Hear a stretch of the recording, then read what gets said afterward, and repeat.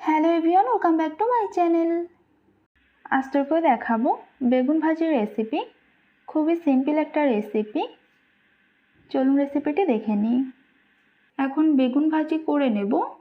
তার জন্য এখানে দুটো মাঝারি সাইজের বেগুন ধুয়ে এরকম গোল গোল করে কেটে নিয়েছি।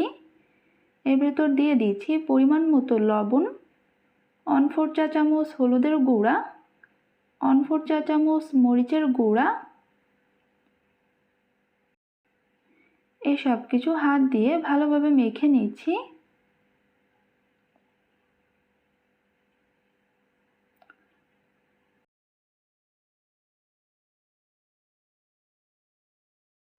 বেগুনগুলো ভালোভাবে মেখে নেওয়া হয়ে গিয়েছে।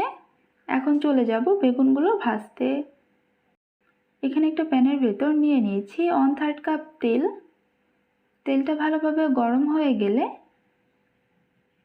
আগে থেকে লবণ হলুদ মাখিয়ে রাখা বেগুনগুলো এই তেলের ভেতর দিয়ে দিচ্ছি।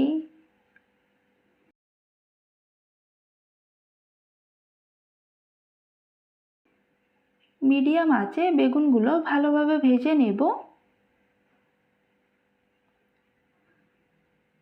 একটা পাশ ভাজা হয়ে গেলে উল্টিয়ে দিচ্ছি। উল্টে পাল্টে বেগুনগুলো দুটো পাশ সুন্দর একটা লালচে কালার করে ভেজে নেব।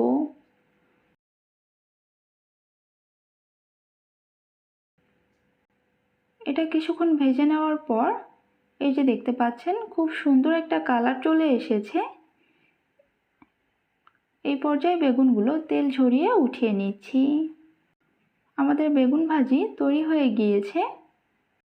খুবই সহজ আর সাধারণ একটা রেসিপি, এটা সবাই তৈরি করতে পারে।